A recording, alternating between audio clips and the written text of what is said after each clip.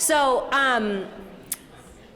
we're going to have just a short segment, an Ask an Expert segment, because, you know, I'm not an expert in sickle cell, and so a lot of the questions that y'all have, you need these folks up here to help answer those questions. And so we had asked for a few questions from you all to get us started. I didn't get any responses. So I imagine that there are questions in your brain based on the content that we've had this morning. But to get us started, what I'd love to do is just do some quick introductions. I don't think that these folks need introductions, but it's the polite thing to do. So if you could just introduce yourself and your role, that would be helpful. And pass the mic.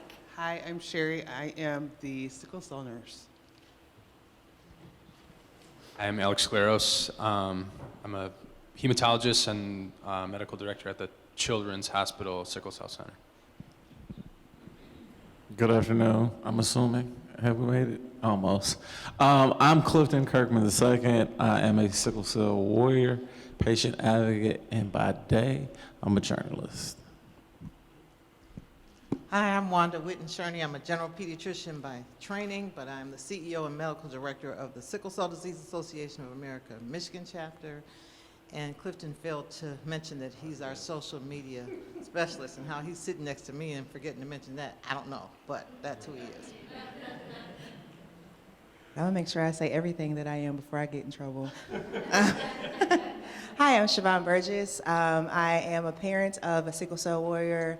I also run a community-based organization called Kennedy's Village, where we bridge the gap between sickle cell disease research and care.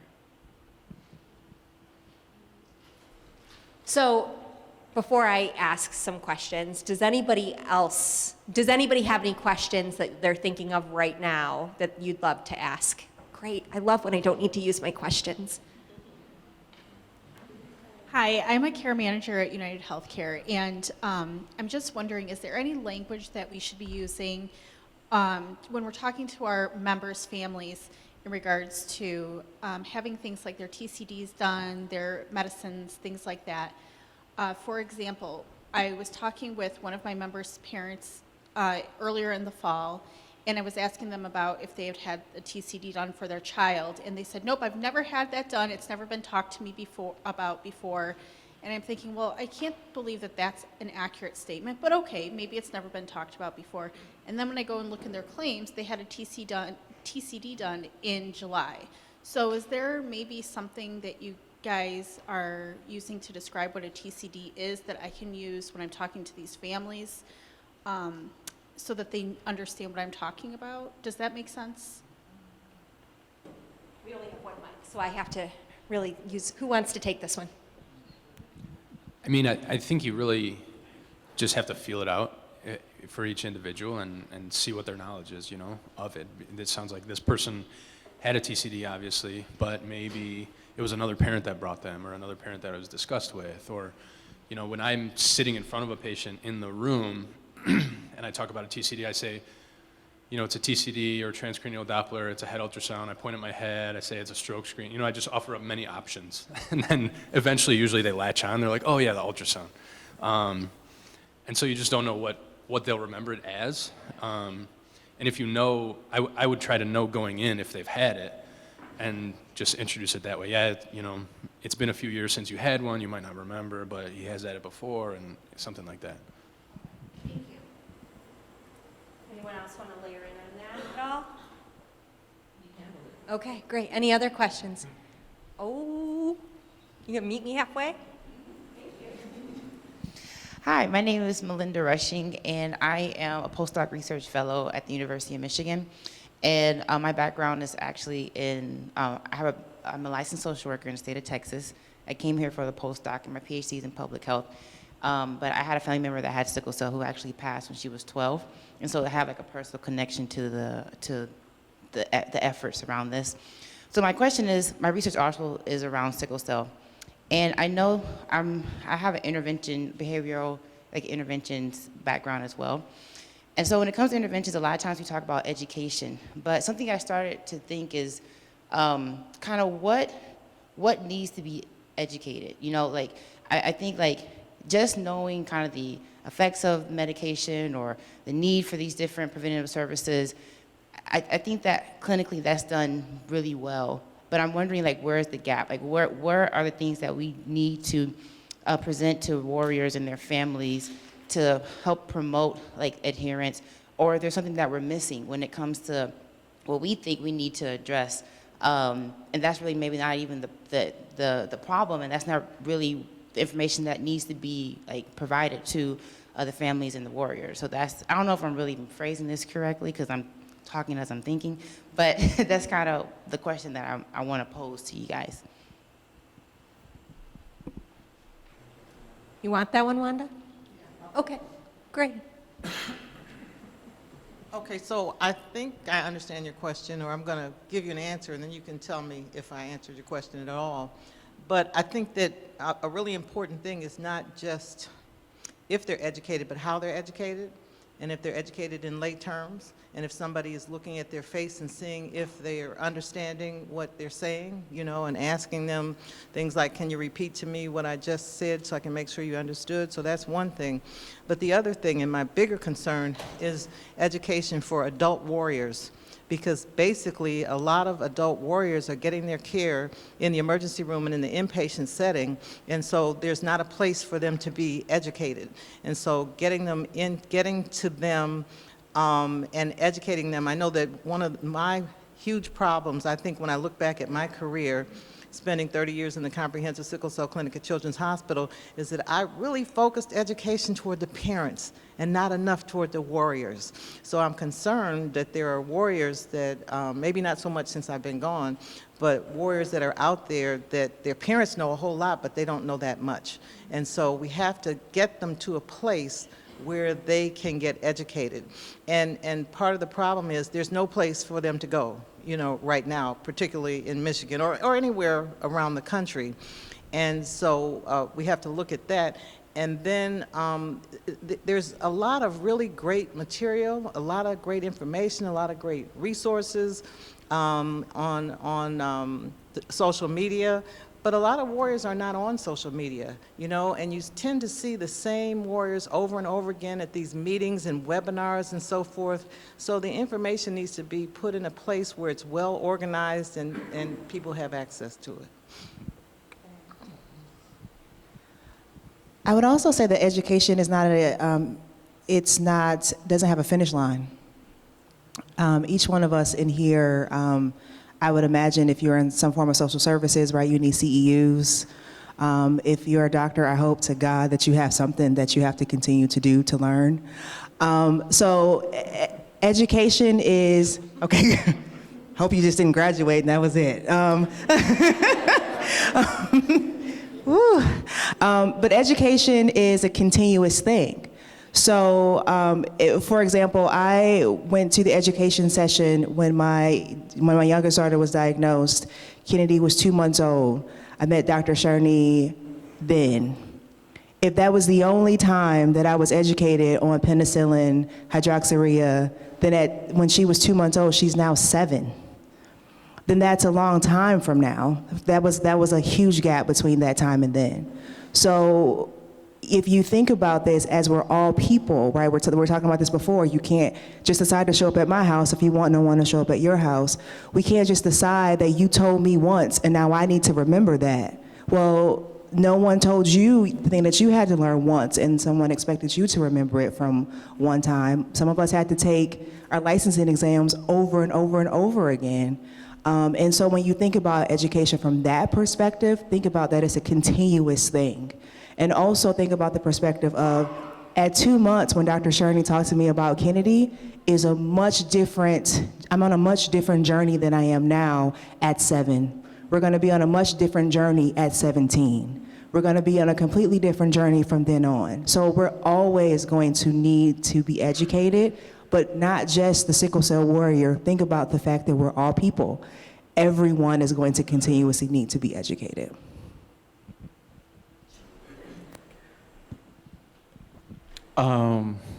One thing that I've learned is along with them stating that education is continuous.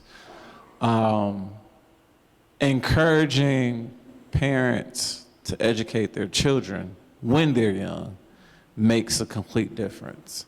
I do know for a fact, me versus some of my friends, a quite interesting story really quickly is that when I got to college, I hadn't seen a friend of mine who had sickle cell in years. I simply looked at him and could recognize that in treatment by his eyes being jaundiced, and I was like, do you have sickle cell? And it was like I was a ghost who had seen through him and told the entire world. But he's not comfortable in speaking out about having sickle cell. So when we deal with sickle cell, we not only have warriors who are afraid to talk about it, a lot of families are afraid to talk about it. Just with the total illness itself. Another thing that I found out to be interesting is when I started asking nurses and doctors the extent of what they learn in school, and to find out that it's really, what would you say, Doc? What was your experience about it? Not even a chapter worth? 2 slides. 2 slides. Here you have an illness that only gets taught 2 slides or a paragraph in a nurse's or in a doctor's schooling the entire time.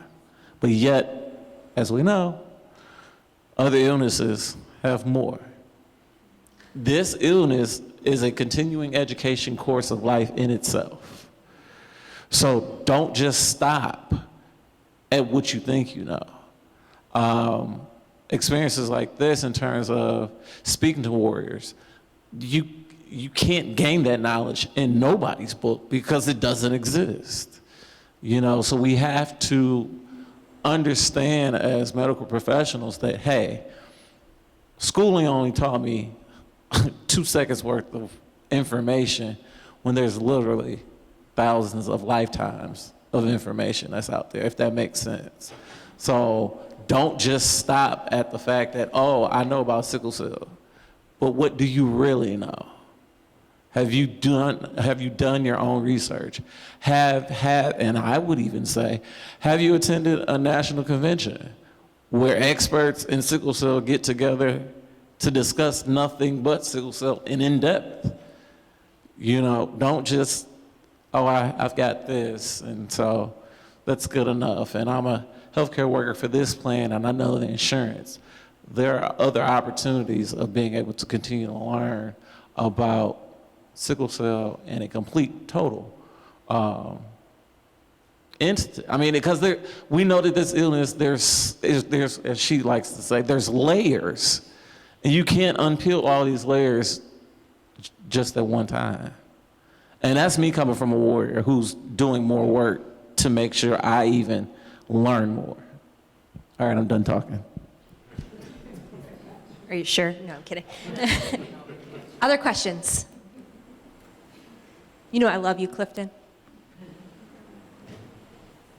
Another question. My nephew actually has sickle cell, and he has told me when he goes into the emergency room for pain crises, that the treatment there that he gets a lot of the times, they often think that it's just an excuse to come in and get pain medication. And so I know that the education previous has been way different than what it is now. Do you think it would be beneficial for the whole sickle cell population that we start giving giving emergency room physicians more education on this as well? And would it be effectively given to patients that might not have gotten the education before? Before we layer in on that, we also have to think about what we can control in this room, right?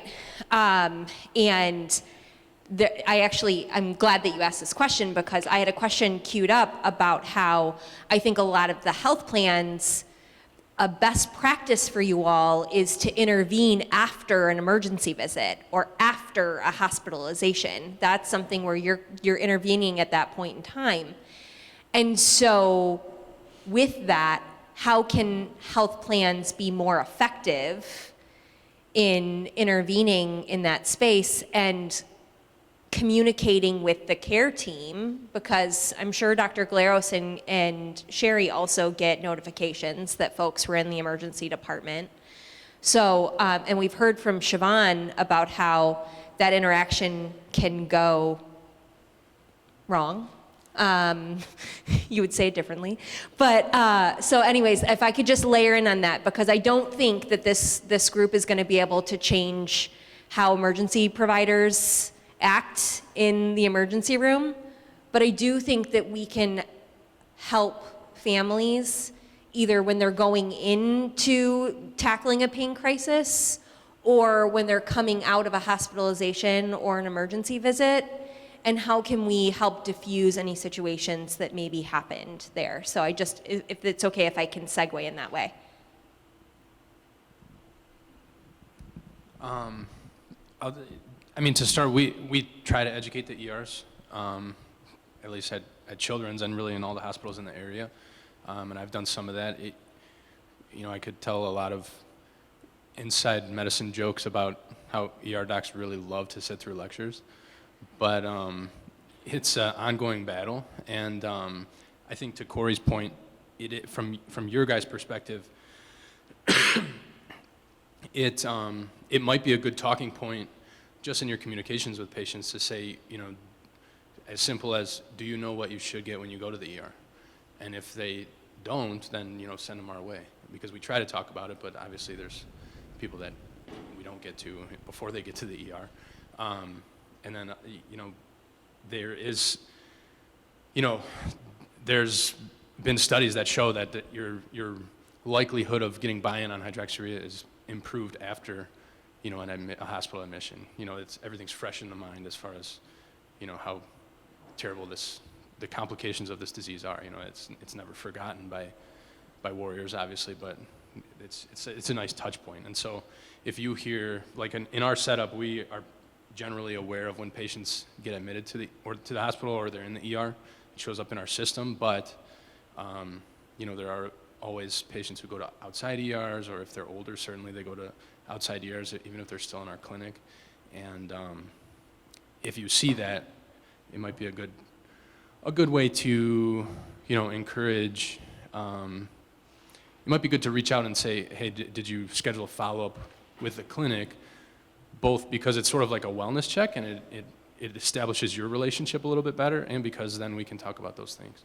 Yeah, I guess what I was getting at kind of is, like, in his experience, he's been kind of pushed away from treatment because he feels like when he does try to get treatment for it, he's not getting the result he wants. So I wonder just kind of like, are other sickle cell warriors or parents experiencing that? And if so, do we maybe need to put like we created a letter to hand out with resources for sickle cell. Should we start maybe handing those and putting those in the ERs and stuff to give other options for, people? Say yes or no. So, yeah, I think families need as many resources as you can provide. One of the questions I get a lot is, well, Dr. Shurney, which ER should I go to? And I say, it doesn't matter which ER you go to, it matters what doctor and nurse you happen to get when you get there. So there's not a particular place.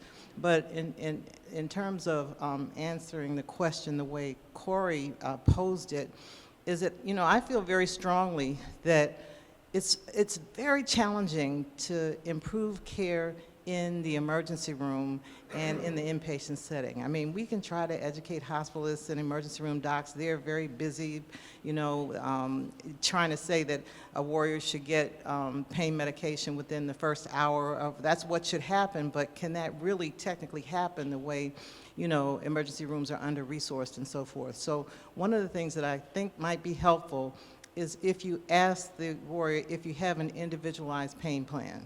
And if not, if you can help them to go through the process of getting that. Now, that doesn't mean that the particular ER doctor is going to pay attention to it, but at least they have it. And the other thing is to talk to the warrior about what they might be able to do to keep themselves out of the emergency room. you know, and have they looked at disease-modifying therapies, and do they have a good plan for managing their pain at home, and what kind of challenges are they having getting their pain medications? Because I think the real answer is to get the patients out of the emergency room and out of the inpatient setting and into a true medical home where we can focus on maintaining health rather than treating complications. And the other really important thing that we're working on now is having a same-day treatment center for adults who come in with an uncomplicated vaso-occlusive episode, where you can have a nurse who's compassionate, a nurse who knows how to start an IV, a nurse who believes the patient, a nurse that's not afraid to give the high doses of narcotics that are necessary because patients are so tolerant. Because sometimes I think emergency room physicians really feel like, if I give you that much, that I'm gonna kill you, you know, because they don't understand the tolerance. And then what they wanna do is put them on the same amount of pain meds that they were taking when they were at home. And, you know, Dr. Lakia Bailey from the Sickle Cell Community Consortium says that going to the emergency room is making a decision between dignity and death. And if you think you're going to die, then you have to swallow your pride and go to the emergency room where you're going to be mistreated. And I think that is just true. I mean, it's just that's just the truth about having sickle cell disease as an adult, and the experience in the emergency room is almost, it's horrendous. I wonder, Shavonn, if you might be able to speak.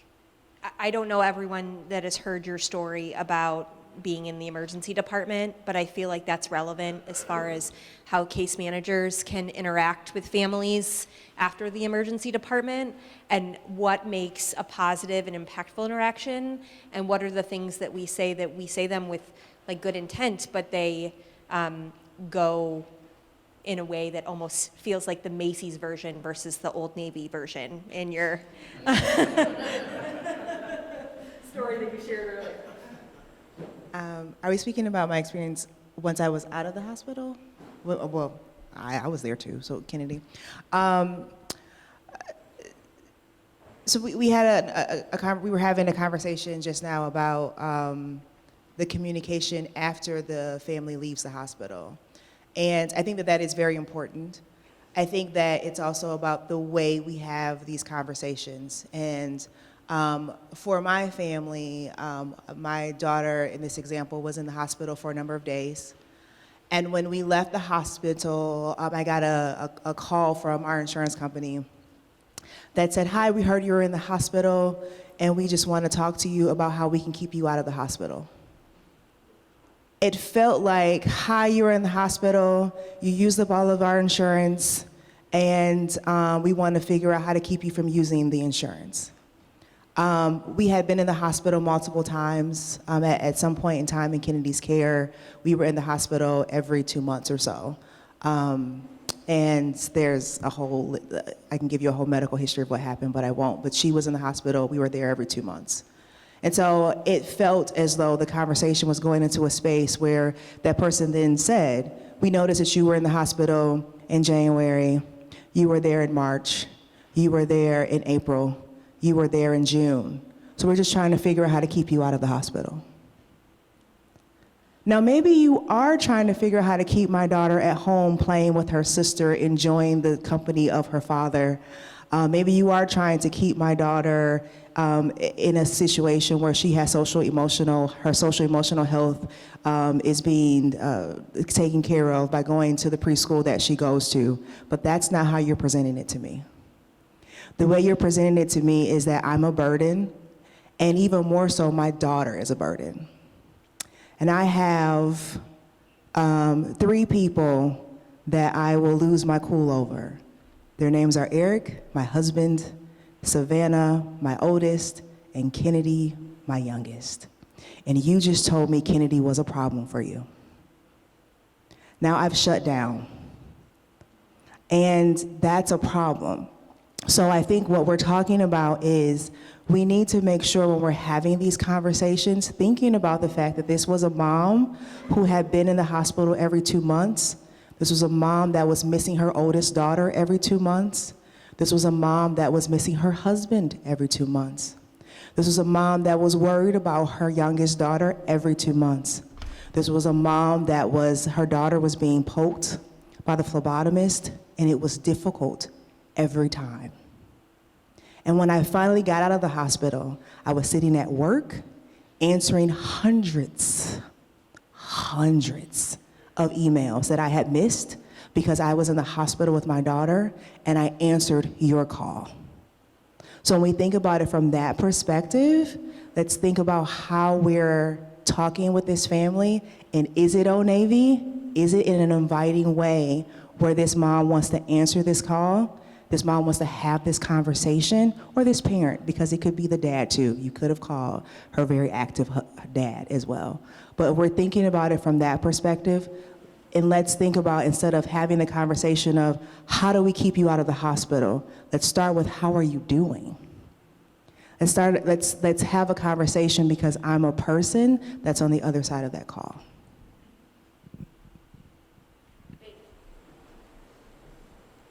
Thank you.